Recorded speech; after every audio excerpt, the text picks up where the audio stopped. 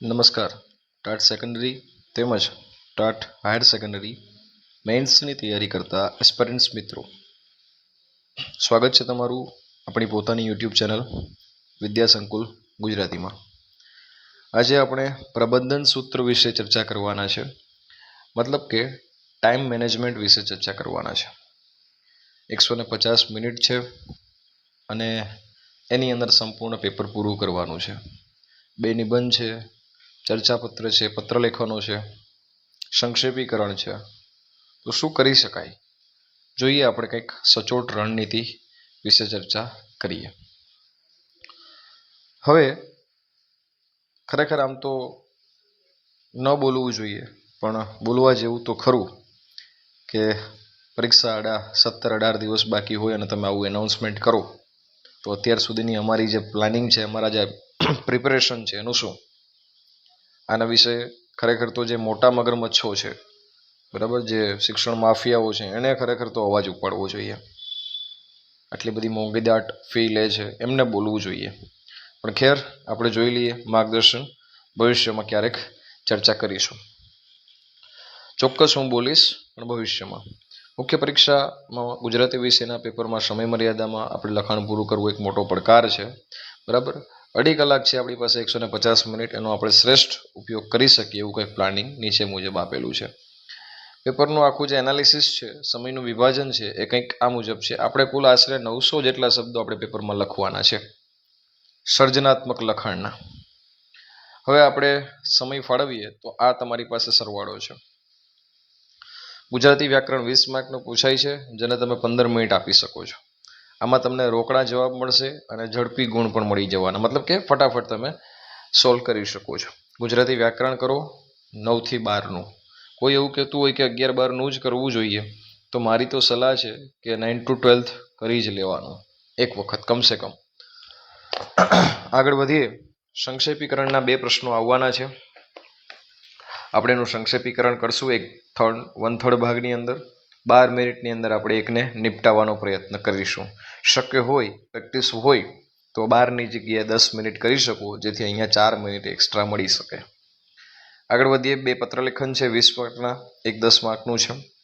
એવા 100 શબ્દો છે આશરે, એને પણ આપણે 12 મિનિટ આપીએ તો 24 મિનિટમાં એને પણ પૂરું કરવું પડે. હવે આપણે જોઈએ ચર્ચાપત્રો. ચર્ચાપત્રો 2 છે, 150 શબ્દો છે એકમાં, તો આપણે એને થોડી 3 મિનિટ જેટલો સમય વધારે આપીશું, 15 મિનિટ, જેથી 30 મિનિટની અંદર આપણે એને પૂરું કરી શકીએ.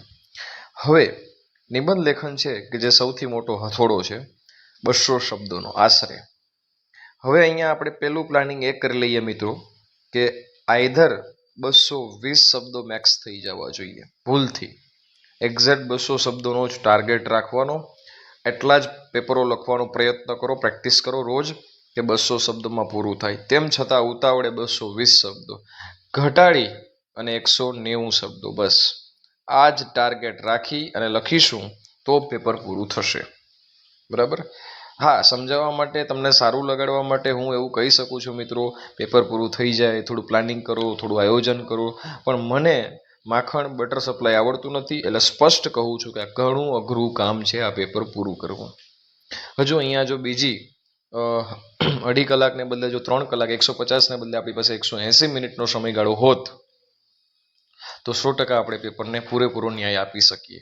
કોઈ પણ કહેતા હોય, ગમે તેટલા ધુરંધર હોય, ગમે તેટલો એક્સપિરિયન્સ હોય, ગમે તે અધિકારી રહી ચૂક્યા હોય, ગમે તેવી લેખિત પરીક્ષાઓનો અનુભવ ધરાવતા હોય, તેમ છતાં કહું છું આ એક ટફ કાર્ય છે. ટફ એટલા માટે છે કે આપણે છેલ્લા 15 દિવસની અંદર અચાનકથી આપણે એકના બદલે 2 નિબંધ પકડીને ચાલવાનું, એ થોડું ટફ છે. એ આપણી મેન્ટાલિટી, આપણા મોરલને ડાઉન કરે છે. આપણને શરૂઆતથી જ ખબર હોત તો કદાચ આપણે આટલા બધા ગહન ચર્ચા ન કરતા આની, પણ આપણને હમણાં ખબર પડી છે એટલે ટફ લાગે છે એવું કહું છું, બરાબર.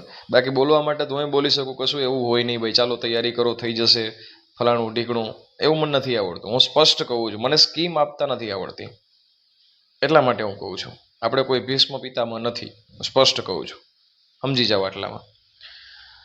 એટલે 200 શબ્દો, 2 નિબંધ છે, 23 મિનિટ આપો, કુલ 46 મિનિટ. શક્ય હોય તો આ જે 4 મિનિટ છે એને અહીંયા કન્વર્ટ કરી શકાય જો ધારો જો ઈચ્છો તો આ 46 ને 4 50 મિનિટ થઈ શકે. એક હવે રિવિઝન છે જે 11 મિનિટ અહીંયા આપવામાં આવી છે. હું કહું રિવિઝન માટે 5 મિનિટ લઈ લો.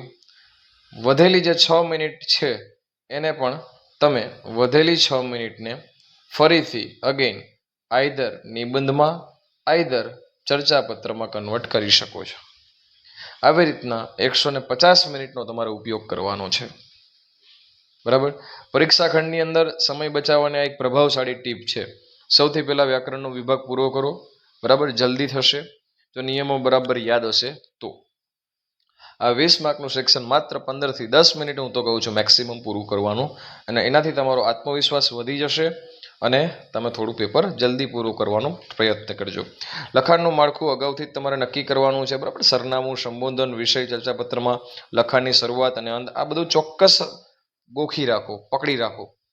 વિચારો અને લખોની જે પદ્ધતિ છે, ક્વિક બ્રેઇન સ્ટ્રોમિંગ જેને કહેવાય, બરાબર, એ પણ 1 જ મિનિટમાં મુખ્ય મુદ્દાઓ નોંધી લો ફટાફટ. અને એને લખતી વખતે વારંવાર તમારે અટકવું ન પડે એવા લખાણનો પ્રવાહમય તમારે આગળ વધવું જોઈએ. શબ્દ મર્યાદાનું ચુસ્તપણે પાલન કરો.